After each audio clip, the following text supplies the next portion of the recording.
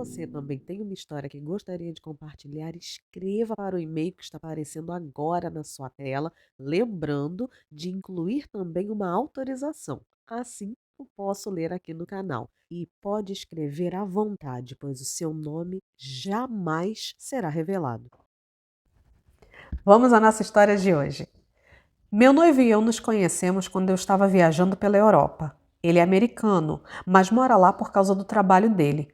Mantemos o relacionamento à distância até que seja possível que eu me mude para ficar lá com ele de vez. Por enquanto, eu venho para a Europa sempre que eu tenho folga do trabalho. Desde que nos conhecemos, eu percebi que um amigo dele não foi com a minha cara. Depois eu vi que esse amigo é meio estranho com todo mundo, mas comigo ele é particularmente estranho. Eu tenho vários e vários exemplos, mas eu vou contar o que aconteceu mais recentemente, porque passou dos limites. Esse amigo é uma daquelas pessoas que, independente do que você fale, ele vai arrumar um jeito de falar que é melhor. Eu vou te dar um exemplo. Se uma pessoa fala que aprendeu a falar uma língua nova em 3 anos, ele corre para dizer que aprendeu em 3 meses. Ou, se alguém diz que emagreceu 10 quilos, ele vai falar que alguma vez na vida emagreceu 20. Às vezes, é até engraçado de observar, mas tem outras coisas que ele fala que são tão ridículas que nem dá para achar graça. E a cisma dele começou já ao saber de onde eu era. Meu noivo, morando na Europa, esse amigo também mora na Europa e é casado. E eu tenho que contar da esposa dele também. Mas meu noivo, morando na Europa, acabou me conhecendo quando eu estava de férias por lá. A implicância dele começou aqui, pois na cabeça dele, os brasileiros são um povo miserável, onde todos estão em situação abaixo da linha da pobreza. Eu sei que existem pessoas que sim, infelizmente, vivem sob essas circunstâncias, mas nós sabemos que isso não é a realidade para todos no Brasil. Então, ele ficou encafifado e não aceitava de jeito nenhum que eu estava simplesmente passeando pela Europa. E imediatamente ele começou a fazer um montão de perguntas logo depois de saber que eu era brasileira. Parecia que eu estava sendo entrevistada para uma vaga de trabalho. Ficou mais incomodado ainda por saber que eu, além do inglês, também falo francês e que eu não sou tão pobre quanto ele imaginava. Na opinião dele, era mais fácil achar um ET que uma, nas palavras dele, sul-americana com as minhas características. Meu noivo sempre tratava de mudar o assunto e fazer com que as coisas ficassem mais tranquilas de novo.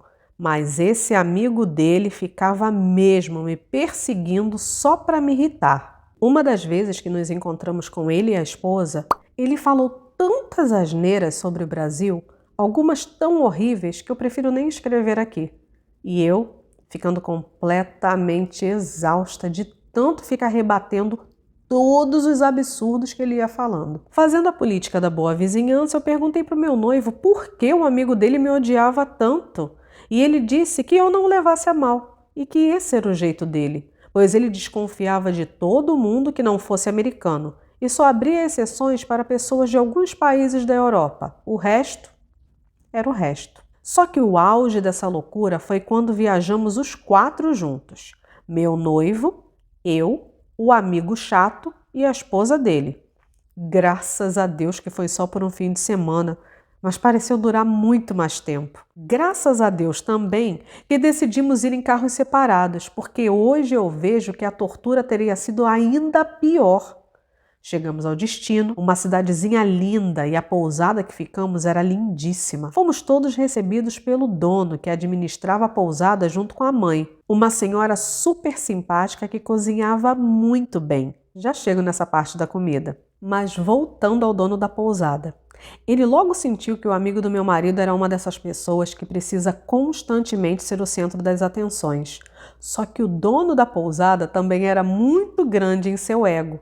E os dois travaram uma batalha não declarada, onde o dono da pousada falava algo, o amigo do meu marido rebatia, dizendo como algo que ele fez ou viu era muito melhor, muito maior. E então o dono da pousada rebatia, e assim sucessivamente. Fomos para os nossos respectivos quartos e retornamos todos para a hora do jantar, que era oferecido pela pousada e preparado pela mãe do dono. Além de nós, haviam muitos outros hóspedes lá. Todas as mesas estavam ocupadas. Foi um jantar muito lindo e delicioso, mas cheio de momentos constrangedores. Acontece que era um jantar com vários pratos, e a cada prato que ia sendo servido, o dono da pousada e a mãe dele, que havia cozinhado, explicavam o que estava sendo servido e contavam um pouco sobre a história daquela comida, etc, etc. Mas sabe quando você percebe que a pessoa está exalando raiva pelas narinas? Era assim que ele se comportava sempre que ele não era o centro das atenções. A esposa dele também é meio estranha, mas perto do marido dela, ela parecia normal. Isso foi a princípio, porque depois também enlouqueceu de vez. Em um determinado momento, estávamos todos os presentes animadíssimos, conversando e comendo aquela comida deliciosa. E o amigo do meu noivo, que já havia feito um monte de piadas sem graça e uns comentários que nem vale a pena repetir aqui, no auge da infantilidade, foi super rude e simplesmente se levantou, agarrou a mão da esposa e saiu fazendo barulho. Que tipo de comportamento é esse, gente? Mas vamos, eu vou deixar para comentar só no final. Vou comentar só no final, mas dá vontade de parar toda hora, né? Ai, socorro! Vamos lá. Você deve estar pensando que isso foi algo bom, pois ele saiu. E no fundo até foi. Mas a maneira com que ele fez isso foi muito rude mesmo. Pois foi bem no meio de uma conversa animada entre todo mundo. Mas como as outras pessoas também já haviam percebido a toxicalidade do amigo do meu noivo, foi como se todos, incluindo eu, ficássemos aliviados de não ter que continuar lidando com aquele tipo de comportamento. Acho que foi uma ação de muito mau gosto e no auge da infantilidade. Foi. No dia seguinte, fomos visitar a cidadezinha e que trauma! O lugar é lindo, as pessoas muito simpáticas, mas o tal amigo do meu noivo parece que tinha se enfurecido ainda mais comigo. Inclusive a esposa dele também entrou na dança, literalmente. Nas tentativas desesperadas de demonstrar que eles eram superiores a mim, ele perguntou se eu já havia feito aulas de dança e eu disse que não. Imediatamente ele disse que a esposa dele tinha estudado balé a vida inteira e ordenou, sim, ele ordenou que ela mostrasse o que sabia. A princípio, ela levou um choque e tentou recusar, mas ele ficou tão bravo com ela que ela do nada começou a dançar balé no meio da rua. Naquela hora, meu noivo e eu vivemos na pele o que significa vergonha alheia. Assim que chegávamos a alguma área da cidadezinha que tinha um pouco mais de pessoas, ele mandava ela dançar e lá ia ela dançando balé no meio do povo e ele berrando, dizendo que a esposa dele sabia balé e que ela havia estudado a vida inteira.